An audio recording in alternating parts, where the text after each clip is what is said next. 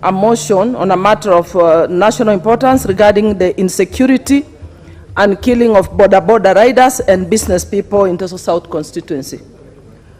Honorable Speaker, insecurity and the targeted killing of Boda riders has been on the rise in Teso South constituency, where frightful residents have been witnessing dastardly attacks and cold-blood murder of Boda riders and in some cases business people. Honorable Speaker, according to the reports, the gang has been targeting motorcycle riders, particularly Bajaj Boxer model.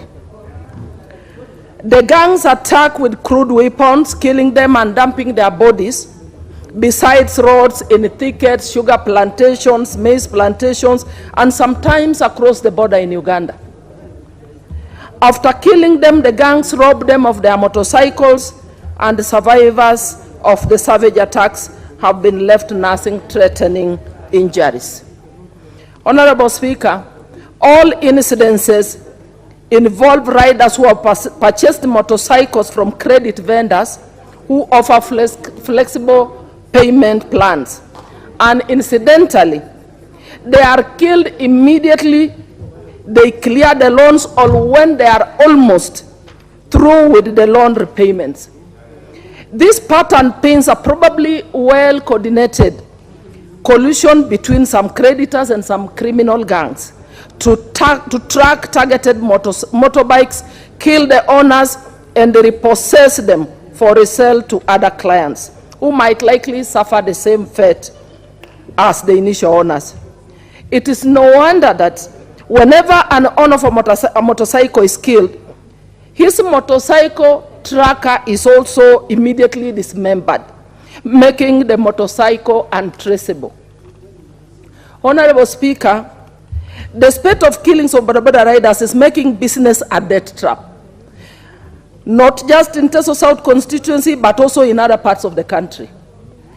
In the last 1 month, at least 8 people have been killed and robbed of motorcycles, while 50 others have been injured. Among those who have fallen prey to this scheme are Mr. Emmanuel Ekisa of ID number 333245538 from Ekipor village, Mr. Samuel Ongala of ID number 2664324 from Asiriam village, Mr. Stephen Sande of ID number 39721012 from Angorom village, also Mr. John Bakwa from Angorom ward, Mr. Bernard Ocheng from Siaya, he was also a Boda in Busia, he was killed.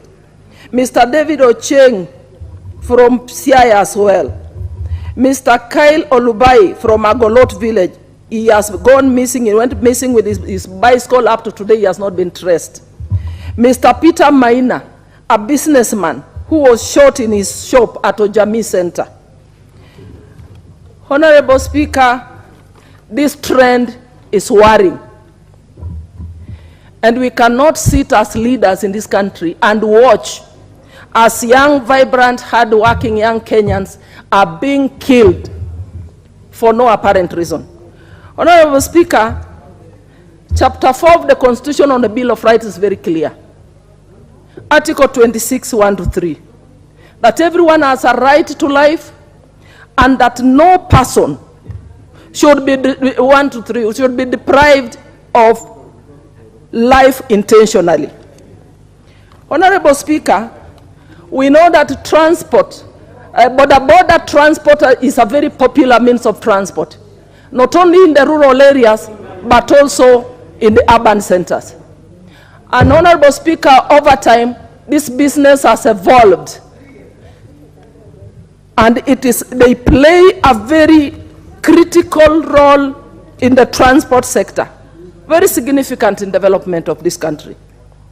And Honorable Speaker, the Boda sector is a major player in this space because it creates employment.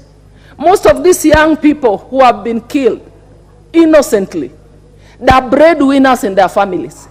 They are the ones taking care of school fees for their siblings, putting food on the tables.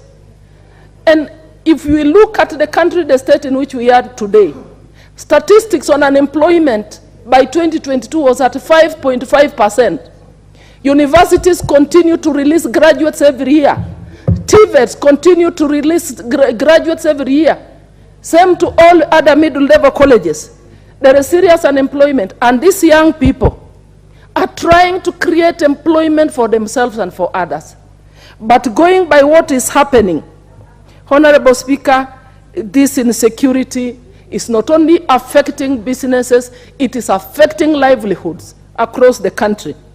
Honorable Speaker, as I approach conclusion, I want to say that there is a need, probably this is the right time for the Ministry of Transport and the Ministry of Interior to come together and develop a proper policy framework to manage, to govern, to regulate, to administer the operations of the border sector.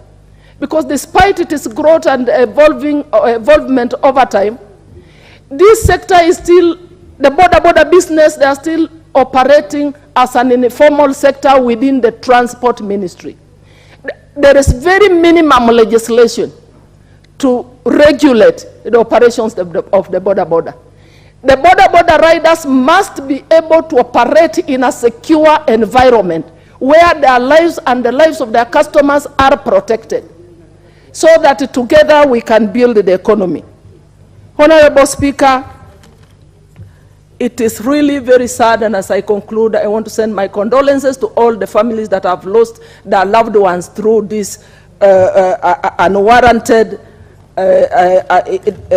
horrifying scenes that we have witnessed in Busia County.